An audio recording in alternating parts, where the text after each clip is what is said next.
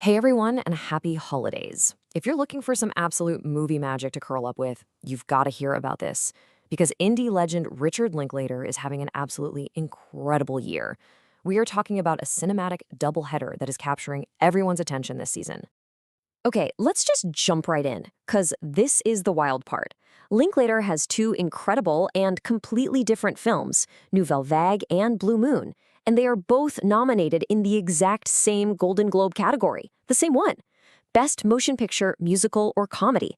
I mean, how often does that even happen? It's a fascinating situation.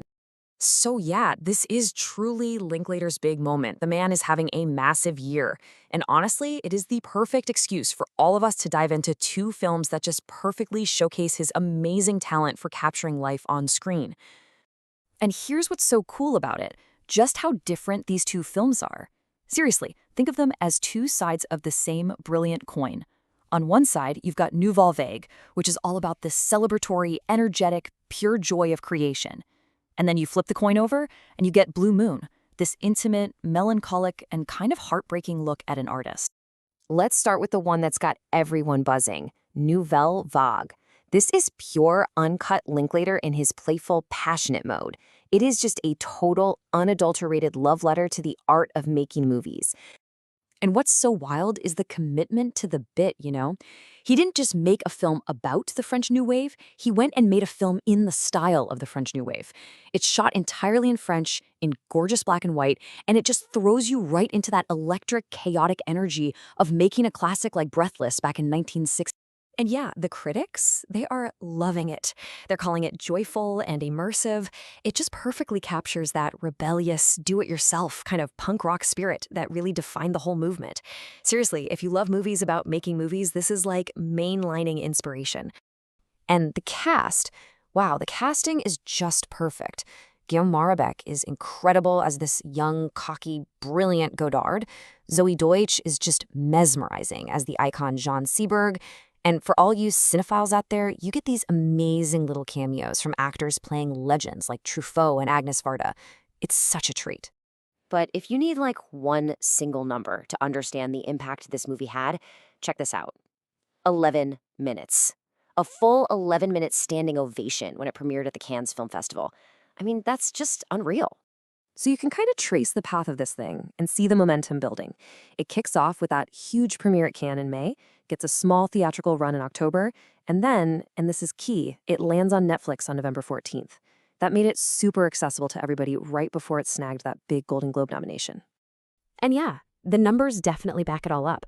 A fantastic 90% fresh on Rotten Tomatoes. This thing is a certified critical darling for sure. All right, so that's one side of the coin, right? The joyful, energetic, punk rock celebration of making movies. But what about that other side we were talking about? Let's totally shift gears here, from the celebration to something a little more intimate. And then there's Blue Moon. This is Linklater's other 2025 masterpiece. And this one is a much more melancholic, much more heartbreaking portrait of an artist who's really grappling with his legacy and his demons. The whole premise is so beautifully contained.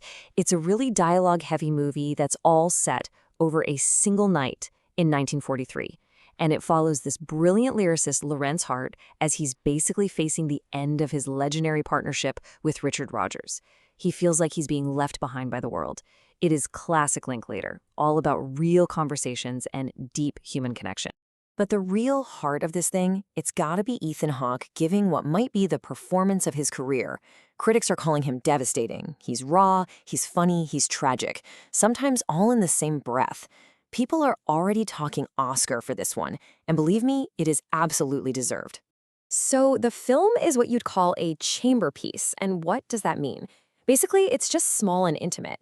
The movie focuses super intensely on the characters and what they're saying to each other, instead of, big action scenes. It's a style that really lets the acting and the writing just shine. Now, Hawke is definitely the sun that this movie orbits around, but man, he is surrounded by an absolutely killer cast. You've got Margaret Qualley, Andrew Scott, and Bobby Cannavale all giving these fantastic supporting performances that make this little world feel so incredibly rich and real. And this is the truly amazing part. Even though it is so different in tone and style, Blue Moon is just as loved by critics as Nouvelle Vague. It's also sitting at over 90% on Rotten Tomatoes.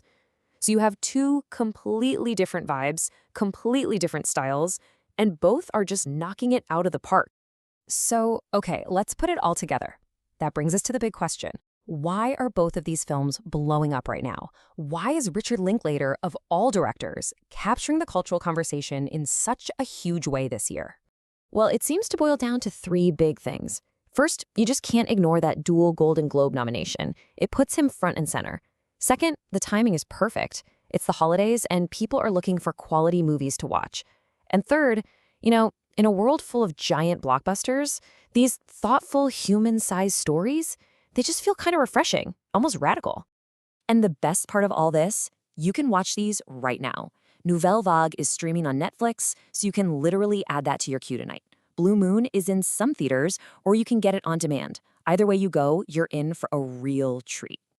Watching both of these films, it's just this powerful reminder that at its best, cinema is about passion and time and real, raw emotion. Which kind of leaves me with one last question for you. What's your favorite Linklater film? Are you a Boyhood fan, a Before trilogy person, or maybe one of these amazing new ones is your favorite? Let us know. All right, thanks for hanging out with me. Now seriously, go watch a movie.